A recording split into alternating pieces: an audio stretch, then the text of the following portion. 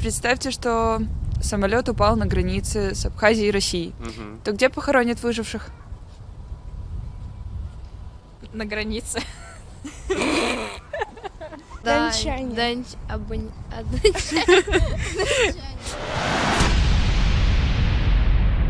Всем привет! Это канал Moscow Streets. Меня зовут Оля. И сегодня мы в парке Горького и будем задавать вопросы отдыхающим москвичам. Посмотрим, как они ответят.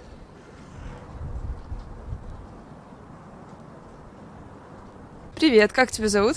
Меня зовут Даша. Даша, ты знаешь, какой официальный язык в Аргентине? Наверное, английский. Аргентинский? Знаете? Испанский. Совершенно верно. Португальский. Португальский, скорее всего, да. Тоже так думаешь? Хорошо. Аргентинский. Испанский? Да, испанский. Испанский. Девчонки, знаете, какой официальный язык в Аргентине? Нет. Ну, догадки какие-нибудь есть? В Аргентине аргентинский. Почти. Испанский. В Аргентине? На испанском, если не ошибаюсь. Совершенно верно. Португальский. Португальский. В Аргентине, не знаю, что там испанский, может быть. Совершенно верно. Давайте испанский. И это правильный ответ. Мальчик идет по дороге с доктором, в то время как мальчик сын доктора, а доктор не его отец. Тогда кто такой доктор? Прохожий. А ты как думаешь? Не знаю. Мальчик, сын доктора. Господи, ну это же может быть... Ха! Конечно, нет, я не сомневаюсь, что дошло, но так как мир, как говорится, меняется каждый день, он же, может быть, там, у него могут быть два папы, правильно? Доктор, другой доктор, скорее всего. Там два доктора, да? Нет, ну там может быть и не два доктора, но может быть у него отец тоже доктор. Не обязательно то, что тот доктор, который с ним ходит, это его отец. Наверное. Но вообще он его мать. Это мать? Да. Я думал, это мужчина. Я тоже так думала. Крестный отец. А ты как думаешь? Не знаю. Сейчас мальчик идет с доктором по дороге. Я как он. Крестный отец? Доктор его мама. Спасибо за подсказку. Ну, скорее всего, отчим. Отчим. Мальчик идет по дороге с доктором, в то время как мальчик сын доктора, а доктор не его отец. Тогда кто такой доктор ему? Мать. Ого. Какой-нибудь донор. Кто? Донор. Донор? Да. Приемный отец, не знаю. Он его мать. Ну да. Мальчик сын доктора, но доктор не отец мальчика. Тогда доктор ему? Мама? Точно. Да? Ты молодец. Да ну. Совершенно верно. Какая я тупая. Если он, получается, сын, Да, то а там доктор остается то... не там гова- же- не там же говорится сказано, пол, да.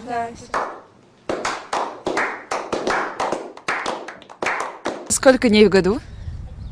365, либо 364. либо 4, да, если высокосный. То есть в этом году? 364, по-моему. Да. 360. 365, но в этом 366. 365. 365. 365. Умничка. 365. 365. 365. Ну, в этом 366. 362. 364. Но если високосный год, вот каждые 4 года это как бы прибавляется сколько-то там часов, и получается еще один день, как-то так это. И получается 360... 362.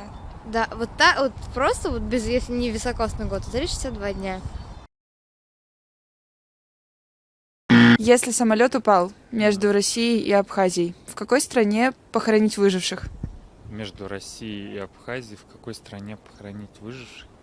Наверное, А, принадлежности к стране каждого. Мне кажется, да, там же может быть пассажиров, не знаю, допустим, их там 100 человек, так они могут быть какие-нибудь англичане, шотландцы, австралийцы там и так далее. Причем здесь Россия, Абхазия, они будут похоронены у себя дома. Смотря чей самолет. Да, я тоже... Ну да, если русский, то русские люди в России. на границе, может быть? Или да, или между. Блин, прикол. Ну, значит... Сейчас тебе то же самое задавать будут. Вот, да. В России... Смотря чей самолет. На границе, в Абхазии. Или все зависит от семьи абхазцев.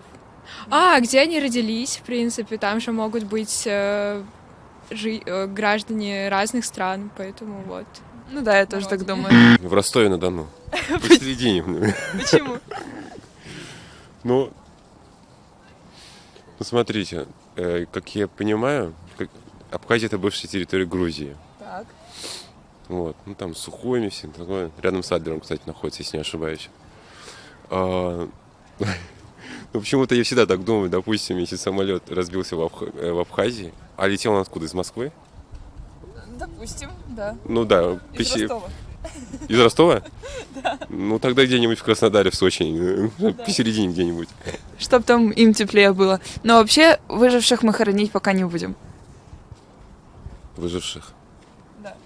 Блин, я думаю... Вопрос был в выживших. Выживших? Блин, уже не догадалась ты сразу. Если между Россией и Абхазией упадет самолет прямо на границе, то где похоронят выживших? Наверное, в той стране, чьи они граждане? Зачем хоронить выживших? Молодец. О, черт. В Черном море. В Черном море. Представьте, что самолет упал на границе с Абхазией и Россией. То где похоронят выживших? На границе. Но на их родине. Думаешь? На родине упавших. Ты бы стал хоронить выживших? Подожди. Ну так, всё, да, все, Нечестно. мы ложанули. Так бывает, да. Там, где они родились. Ну, да, думаю. Выживших? Выживших, ну, когда Похоронят? они умрут, тогда и похоронят. Ну, Ну, где-то Как бы- их когда-то похоронят. Скорее всего, их трупы перевезут в их страны. Смотря откуда они. Да. Кто был в самолете? Какая нация была в самолете, нет? Или откуда летел Наверное, самолет? либо какая-то пограничная зона. В Сочи все будут. В Сочи? Ну ладно. Ну то есть ты хочешь похоронить выживших? Выжившие. Все. Но идея отправить всех в Сочи мне тоже нравится. Ну да, хочется моря и тепла. Как называют людей, которые живут в Дании? Какие сложные вопросы. Да. Данийцы. Данцы. Да. Может быть. Ой, сейчас помню. Дончане. Я не знаю, я не помню. Дончане? Датчане? Датчане. Людей, которые живут в Дании? Да, жители Дании. Датчане? Датчане. Датчане. Да. Датчане? Датчане. Датчане. Согласен? Людей, живущих в Дании. Ну, жителей Дании.